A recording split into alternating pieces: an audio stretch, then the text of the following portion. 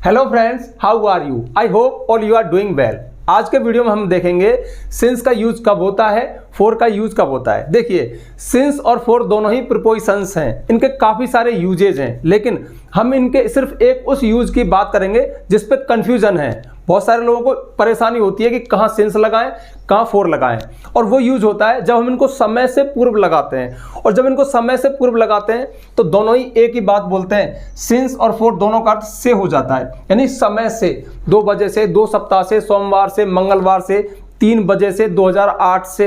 तो कंफ्यूजन में चले जाता है कि यार सिंस आएगा, फॉर आएगा, क्योंकि दोनों ही एक जैसा अर्थ देते हैं। तो आज के वीडियो में कोई बड़ा कंफ्यूजन नहीं है, छोटी सी बात है यार, 2 मिनट में बता दूंगा। तो देखिए, पहला एग्जाम्पल देखो, I have been waiting for you, मैं तुम्हारा इंतजार कर रहा हूं, तुम्हारे लिए इंतजार कर रहा हूं। तो देखो, ये फॉर आया ना, प्रीपोजिशन है, लेकिन यहां पर ये उस टर्म में नहीं है, उस अर्थ में नहीं है, यहां पर एक अलग संदर्भ में है। हमें संदर्भ देखना है टाइम वाला, जैसे 3 आवर्स, 3 o'clock, 6 months, 2013, 2 days, जुलाई, इस तरह से। तो अब इनमें सिंस आएगा, फॉर आएगा। पहला एग्जाम्पल देखो, I have been waiting for you, मैं तुम्हारा इंतजार कर रहा हूं, 3 आवर्स, 3 घंटे से। अब देखिए, अब से सिंस भी आ सकता है, फॉर भी आ सकता है, लेकिन दोनों तो आएंगे नहीं, आएगा तो कोई एक ही। तो कब सिंस आता है, कब फॉर आता है? बहुत ही सिंपल सा लॉजिक है। तो देखिए, यहां पर मैंने एक गोला बनाया, ठीक है, माना ये घड़ी है। अब घड़ी में घंटे कितने होते हैं? 12, ठीक है। ऐसे हमने ये 12 घंटे बना दिए। इसको साल के रूप में भी देख सकते हो, साल में 12 महीने होते हैं। ऐसे एक सप्ताह का बना लो, ये 7 दिन है, ठीक है, संडे, मंडे, ट्यूसडे, ये सप्ताह में 7 दिन होते हैं। कितने हो गए? 1 2 3 4 5 6, ये 7। बस ऐसे ही मान लेना आप, ऐसा मत समझना कैसा बनाए, ये 12। अब देखो, पहले अपन इस 3 घंटे वाले को देखें। अब माना कि मैं उसका 3 घंटे इंतजार कर रहा हूं, तो यहां से उसने इंतजार करना शुरू किया और 1 2 3 और यहां तक इंतजार किया, ठीक है। वैसे आप क्या कहोगे यार, ठीक सा बना दो इसको, ठीक है, 1 2 और 3, अब थोड़ा ठीक लग रहा है। तो उसने इंतजार यहां से शुरू किया और यहां तक किया, 3 घंटे हो गए। अब ये 3 घंटे क्या है? एक अवधि है, एक ड्यूरेशन है, मतलब ये 1 2 3 एक अवधि हो गई। और जब अवधि की बात आती है ना, तो हम फॉर का यूज करते हैं। लेकिन इसी में ऐसा होता है कि मैं 3 बजे से इंतजार कर रहा हूं, तो 3 बजे फिक्स हो गया। 3 घंटे एक अवधि है और 3 बजे फिक्स है। तो जब अवधि होती है, जब ड्यूरेशन होता है, जब पीरियड होता है, तो हम फॉर का यूज करते हैं। और जब पॉइंट ऑफ टाइम बताए, फिक्स बिंदु बता दे कि एग्जैक्ट इस समय से कोई काम चल रहा है, तो फिर हम सिंस का यूज करते हैं। तो ध्यान रखना, इसमें 3 आवर्स एक अवधि है, 3 घंटे, तो फॉर आएगा। इसी एग्जाम्पल में होता है 3 o'clock, 3 बजे से, तो हम सिंस का यूज कर देते हैं। बस छोटी सी बात है, मैं यहाँ पर लिख देता हूं। देखिए, सिंस हम यूज करते हैं before point of time, before point of time. इसका अर्थ होता है समय बिंदु से पूर्व, मतलब एग्जैक्ट टाइम से पूर्व, यानी स्टार्टिंग पॉइंट, किसी काम को करने का स्टार्टिंग पॉइंट, शुरुआती बिंदु, एग्जैक्ट पॉइंट। अब देखिए, मैं कहूं सोमवार तो एग्जैक्ट है, मैं कहूं 3 बजे से 4 बजे से एग्जैक्ट है, लेकिन मैं कहूं 3 दिन से, तो 3 दिन तो एक अवधि हो गई। मैं कहूं 2 सप्ताह से एक अवधि है, लेकिन मैंने कहा मंगलवार से, ट्यूसडे से, तो ट्यूसडे फिक्स हो गया। तो जब फिक्स हो जाए सिंस, और जब अवधि हो, मतलब ड्यूरेशन हो, तो फॉर का यूज होता है। बहुत सिंपल है। तो since before point of time, और फॉर का यूज होता है बिफोर ड्यूरेशन ऑफ टाइम, समय की एक ड्यूरिंग अवधि के दौरान। अब ये सारे एग्जाम्पल आराम से भर जाएंगे। जैसे my mother has been cooking food, मेरी माँ भोजन पका रही है 3 o'clock, 3 बजे से। तो एक घड़ी है, इसमें फिक्स 3 बजे एग्जैक्ट टाइम है, ठीक है। लेकिन 3 घंटे होता तो 3 घंटे में तो फॉर लगा दिया ना। इसी तरह से माना यहाँ पे 2 घंटे होता, ठीक है, यहाँ पे 2 घंटे होता तो फिर फॉर आता। ऐसे यहाँ पे 2 बजे होता तो फिर सिंस आता। मतलब जब समय का नाम दे दे, तो my mother has been cooking food, इसमें आ जाएगा सिंस, सिंस 3 o'clock, 3 बजे से। नेक्स्ट है, Rahul had been writing a novel, Rahul एक नॉवल लिख रहा था 6 month, 6 महीने से। तो देखो, अब इसको घड़ी नहीं, 12 महीने मान लो, जनवरी फरवरी ऐसे करके। अब 6 महीने क्या है, माना यहां से शुरू किया उसने काम, तो 1 2 3 4 5 6, तो 6 महीने क्या है? एक अवधि है, एक ड्यूरेशन है। और जब ड्यूरेशन की बात आए तो कौन आएगा? फॉर आएगा। तो Rahul had been writing a novel, Rahul एक नॉवल लिख रहा था, 4 6 months, 6 महीने से। When I met to him, जब मैं उससे मिला था, तो जब मैं मिला था ना तब उसको लिखते लिखते 6 महीने हो गए थे। ये पास्ट परफेक्ट कंडीशंस है। इसमें आपको एक टाइम और दिखाना पड़ता है कि कोई काम कब से चल रहा था, ठीक है। इस पर मैंने टेंस पे वीडियो बनाया, वो आप जाकर देख लेना। तो यहाँ पे 4 आया। अब देखो इसी में ये 12 महीने हैं, ये जनवरी, फरवरी, मार्च, अप्रैल, मई, जून, इस तरह से हैं। अब वो ये कहता कि यहाँ पर ये जनवरी से लिख रहा है, जनवरी से, ठीक है, महीने का नाम दे देता, यहाँ पे जनवरी आता, तो जनवरी क्या है, स्टार्टिंग पॉइंट हो गया, यानी पॉइंट ऑफ टाइम, यानी शुरुआती बिंदु हो गया समय का, यानी समय का नाम दे दिया यार। सिंपल सी बात, समय का जब नाम दे देना तब इसमें सिंस आएगा। लेकिन 6 महीने एक अवधि है, 3 महीने एक अवधि है, 2 महीने एक अवधि है, 1 महीने एक अवधि है, 15 दिन एक अवधि है, 7 दिन एक अवधि है। तो जब अवधि हो यानी समय का नाम ना दे तो 4 आएगा। लेकिन देखो चलो मेरी टूर में बता दूं, जैसे मैं अक्सर पढ़ाता हूँ, 2 दिन से, 2 सप्ताह से, 2 महीने से, 2 साल से, अब 2 को छोड़ो, 4 सप्ताह, ऐसे 6 लगा लो, 12 लगा लो, मतलब 4 दिन से, 4 सप्ताह से, 4 महीने से, 4 साल से 4 आएगा। लेकिन अब इनमें दिन, सप्ताह, महीने के नाम दे दे, जैसे 2 बजे से, ठीक है, सोमवार से, जुलाई से, 2008 से, तो 2008 जुलाई सोमवार 2 बजे, ये क्या है, ये नाम है, समय के नाम है। लेकिन 2 महीने 2 सप्ताह इनमें नाम नहीं है, अवधि है। तो जहाँ अवधि में 4 आएगा और जहाँ नाम है वहाँ सिंस आएगा।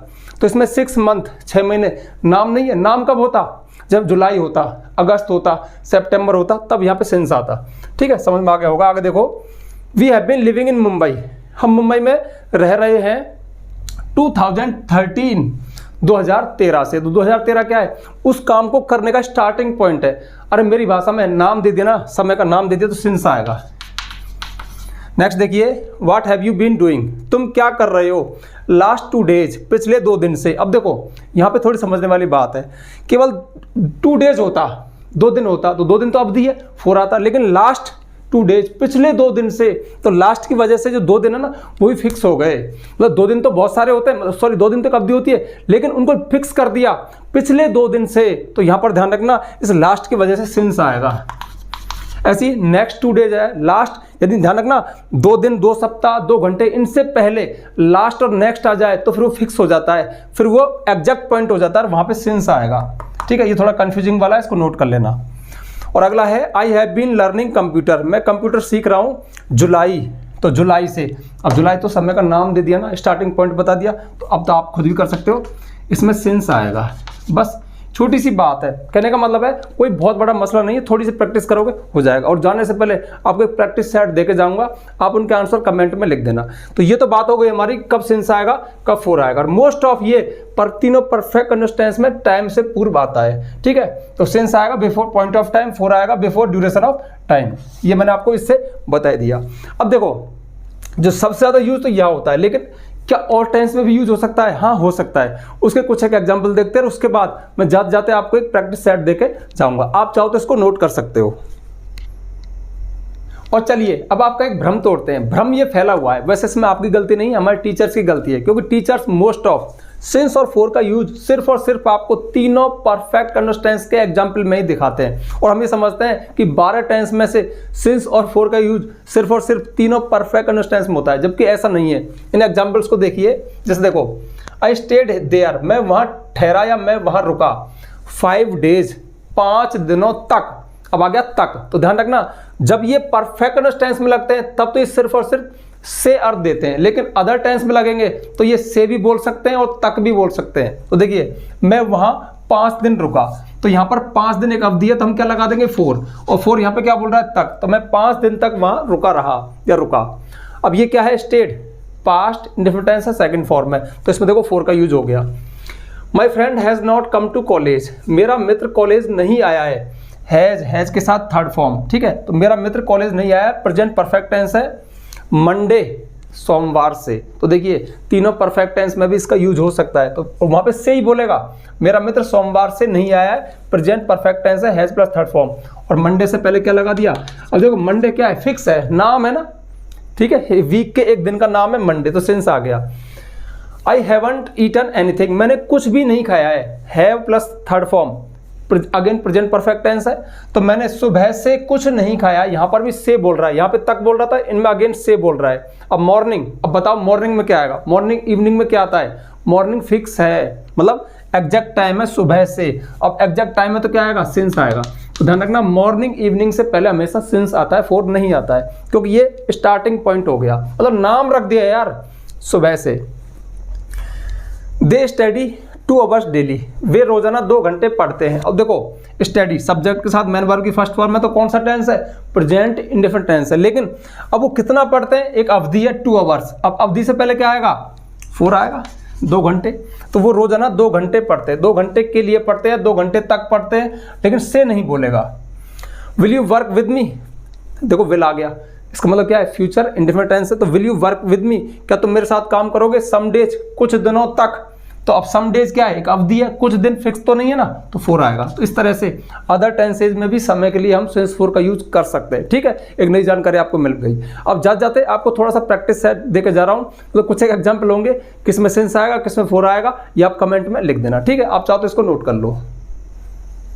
और लास्ट में आपके लिए थोड़ा सा होमवर्क है, मुझे उम्मीद है कि आप बिल्कुल करेक्ट करोगे, क्योंकि मैंने अच्छे से आपको एक्सप्लेन कर दिया। लेकिन जाने से पहले एक खास बात, देखिए मैं अक्सर हर वीडियो में आपको बताता हूं, यदि आपको हमारे द्वारा पढ़ाई गई इंग्लिश ग्रामर पसंद आती है, समझ में आती है, और आप चाहते हो कि आपको सारे वीडियोज यानी सारे टॉपिक्स सीक्वेंस में मिल जाएं 1 बाय 1 करके, तो ये चीज़ अवेलेबल है। आप प्ले स्टोर पर जाइए, महेश गुरुजी एप्लीकेशन को डाउनलोड कीजिए, उसके पेड कोर्स में आपको कंप्लीट इंग्लिश ग्रामर कोर्स मिलेगा। और हाँ, स्पोकन सीखना चाहते हो तो स्पोकन का कोर्स भी अवेलेबल है, तो आप चाहें तो उस कंप्लीट इंग्लिश ग्रामर कोर्स को परचेज कर सकते हैं। उसमें आपको पूरी इंग्लिश ग्रामर सीक्वेंस में विद PDF नोट्स मिलेगी, यानी आप वीडियो देख सकते हो और उस टॉपिक को पढ़ भी सकते हो, रीड भी कर सकते हो। स्पोकन वाला कोर्स ले सकते हो। अब इतनी मेहनत लगी है, थोड़ी फीस भी है, और यदि नहीं चाहते तो मैं किसी को फोर्स नहीं करता, यूट्यूब पर आपका वेलकम है। तो देखिए अब इनको समझ लीजिए, समझने क्या पढ़ लीजिए। Anand has been reading half an hour, तो सिंस 4 में से कोई आना है। I worked at the bank 5 years. She has been weeping. Her husband has left. तो देखिए यहाँ पर 2 दिन से, 2 सप्ताह से, 2 घंटे से ऐसा कुछ नहीं लिखा। Her husband has left. Time इस शक्ल में भी हमारे सामने आ सकता है। अब आपको थोड़ा सा दिमाग लगाना है कि इसमें क्या आएगा। ठीक है, ये टाइम ही मान लो। ठीक है, तो देखो she has been weeping, वह रो रही है। कब से रो रही है, Her husband has left. उसका हस्बैंड उसको छोड़कर गया है। तो I have been searching for you, I have been searching you, मैं सर्च कर रहा हूँ, तुम्हारी तलाश कर रहा हूँ, लास्ट 2 वीक्स। ठीक है, और लास्ट है I have not seen her 10 minutes. तो यहाँ पे सिंस आएगा, 4 आएगा। आप कमेंट में नंबर डाल के, जैसे 1 2 3 4 5 ही है, तो नंबर 1 में क्या है पूरा मत लिखना, बस केवल आंसर लिख देना, मैं चेक कर लूँगा, मुझे अच्छा लगेगा। ठीक है, तो ये था वीडियो। अब जल्दी से वीडियो को लाइक कर दो, ज़्यादा से ज़्यादा शेयर किया करो, और यदि आप चैनल पर नए आए हो तो चैनल को सब्सक्राइब करना, बेल आइकन प्रेस करना, ताकि आपको आने वाले वीडियोज़ के नोटिफिकेशन मिल जाए। आज के लिए बस इतना ही, मिलते हैं नेक्स्ट वीडियो में नेक्स्ट टॉपिक के साथ, तब तक के लिए बाय।